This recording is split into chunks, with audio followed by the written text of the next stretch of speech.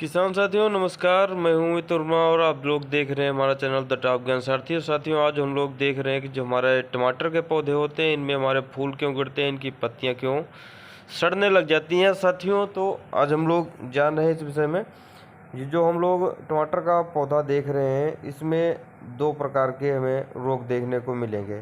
पहला, जो पत्तियां हम लोग देख रहे हैं ये पत्तियां हमारी किनारों से जली हुई है, तो इनमें साथियों क्या रोग होता है और ये हमें कैसे ठीक होगा।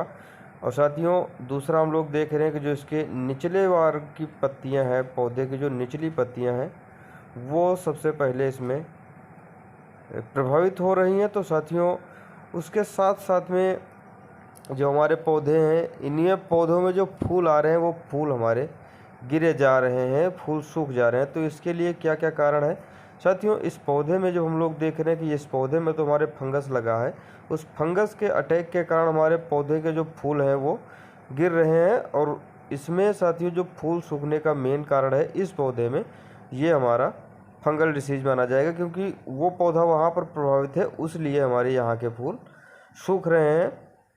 वह साथियों फूल सूखने के अन्य भी बहुत सारे कारण होते हैं, जिन कारण जैसे कि कुछ हमारे कीट जो फूल को कर नुकसान देते हैं और जो कुछ हमारे वातावरण के कारक भी हैं जो फूलों को नुकसान देते हैं। उसके साथ साथ में साथियों कभी कभी हमारा खाद का डिसबैलेंस हो जाता है या फिर इसमें पानी का उतार चढ़ाव हो जाता है, मौसम में नमी कम ज़्यादा हो जाती है जिस कारण हमारे फूल गिरने लग जाते हैं।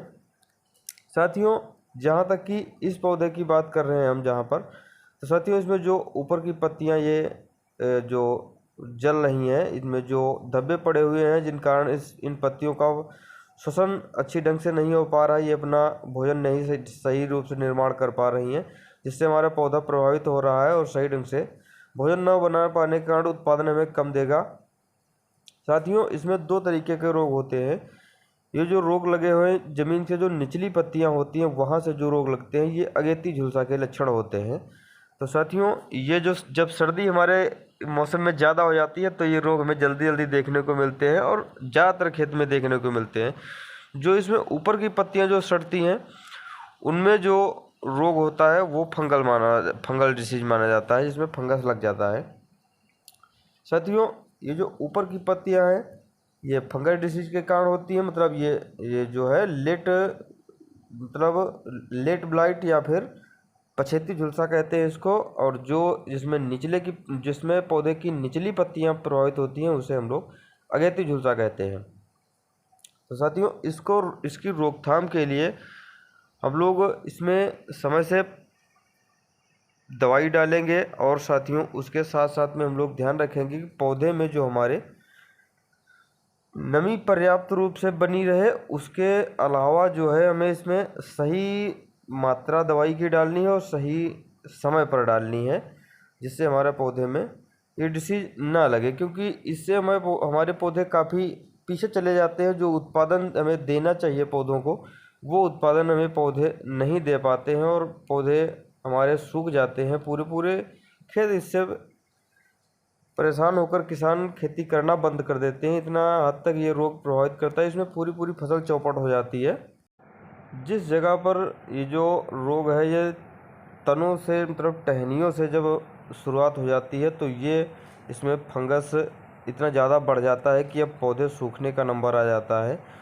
वहाँ तक साथियों इसमें हम लोगों को ख़ास रूप से ध्यान देना चाहिए कि जब तक हमारा पौधे का ये रोग जल्दी से ठीक नहीं हो जाता है तब तक हमें इसमें दवाइयाँ देनी चाहिए। तो इसमें मेन रूप से जो रोग लगने के पहले देने वाली दवाइयाँ हैं कार्बेंडाजिम, मैंकोजेब या हेक्साकोनाजोल। इन दवाइयों को आप लोग 10 से 15 दिन पर इस्तेमाल करते रहेंगे तो ये रोग आने की संभावना ही कम रहती है। उसके बाद जब ये रोग लग जाते हैं, फंगस डिसीज जिसमें पत्तियां आधी जल जाती हैं या पूरी पत्तियां जल जाती हैं, पूरी पूरी टहनियाँ जल जाती हैं, तो उसमें आप लोगों को साइमोक्सिल दवा का प्रयोग करना है। उसके अलावा साथियों इसमें सबसे अच्छा जो रिजल्ट देने वाली दवाइयाँ हैं उसमें एज़ोस्टार्बिन प्लस डिफिनोकोनाजोल का जो कॉम्बिनेशन होता है वो दवाई इसमें काफ़ी अच्छा रिजल्ट देती है। तो उससे साथियों इससे हमारा रोग जो है काफ़ी हद तक कंट्रोल हो जाता है। तो आप लोग हेक्साकोनाजोल और डिफेनोकोनाजोल, एज़ोस्टार्बिन प्लस डिफेनोकोनाजोल, इन दवाइयों का इस्तेमाल करेंगे तो हमारी ये जो पत्तियों पर धब्बे वाला जो रोग है ये ठीक हो जाता है, जिससे हमारे पत्तियों में